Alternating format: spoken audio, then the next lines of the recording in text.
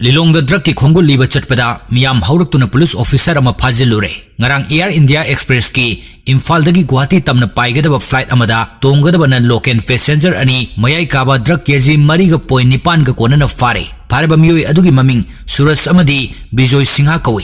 Makhoi animak Madhya Pradesh dagi ngaktani. Ngarang numidang wairam pung 5 minute 15 tabada Imphal dagi Guwahati tamna paigadaba Air India Express ki flight ama tongnabagi damak nungtil pung 3:30 tabada airport ta thumki. Mafam maduda mathau tawdunu leiba CISF ki personnel singna makhoi gi luggage check tawbada yamlaba drug sing adu phagat pangam kibani. Farba nan loken ani adu NCB da sinakre hairi. Police ki makha taba investigation da nan loken ani adubo airport fawa thilam kiba Lilongda lekai dagi Sabir Ahmad chahi 13 kawamyoi ama NCB Imphal CDO Imphal West amadi Lilong PS ki team amana lokhat pa chatpada lekai dugi miyam houraktuna nupa adu lautha hobaga loinana Lilong police ki OC miyam na detain tawduna thamlaba matung numidang pung 9 da thadorakhi. Tungda ahenba force sangsinduna numidang pung 13 makai tabada miyam gi ihau laksin baga loinana miyam gi ihau aduda khwaidagi maru ibe thodang lokhibani haiba Lilongda lekai dagi Abbas Ali kawa miyoi ama fare hairi.